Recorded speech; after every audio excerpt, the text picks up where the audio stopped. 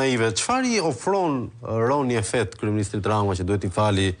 ushtrin, sigurinë kombëtare, buxhetin e armatimit, edhe nuk po flasim për pak para, tenderat sekret. I ofron mundësinë që këto lekë t'i ndaj me Edi Ramën.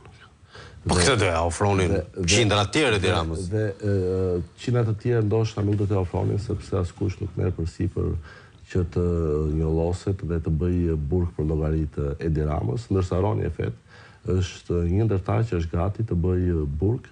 edhe për llogaritë Edi Ramës, sikundër ka bërë burg dhe është duke bërë burg aktualisht Charles Megonigali, i cili u korruptua po nga Edi Rama për të goditur opozitën shqiptare. Askush nuk mund ta imagjinonte që një ish zyrtar i lartë i FBI-s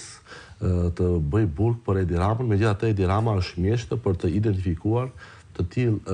personazh kontrovers, të cilët para paras janë gati të bëjnë gjithçka, qoftë edhe burg për një rrugaç, për një bandit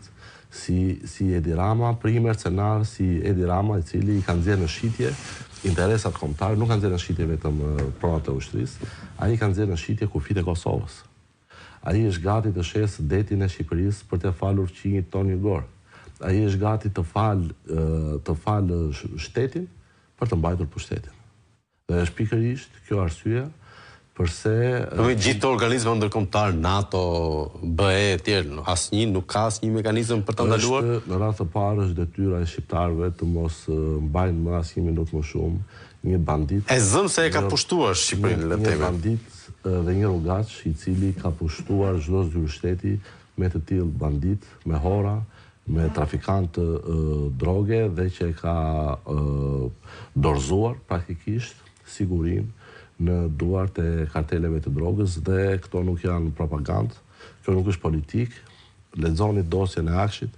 për të kuptuar se jo vetëm siguria kombëtare, por pronat e të gjithë shqiptarëve sot janë në duart e Ergys Argasit, kadastra është në duart e Ergys Argasit, sistemi TIMS është në duart e Ergys Argasit, i cili nuk është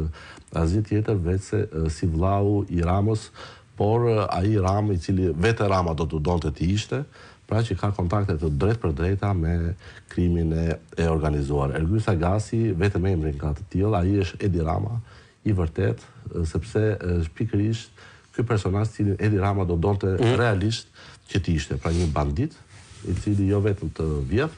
por edhe të vret, të grabit vetëm dhe vetëm për të pasuruar në mënyrë të palishme në kurisë të popullit më të varfër dhe më të shtypur të kontinentit, i cili në mënyrë shumë dinjitoze ja dha përgjigjen që meritonte në 24 janar.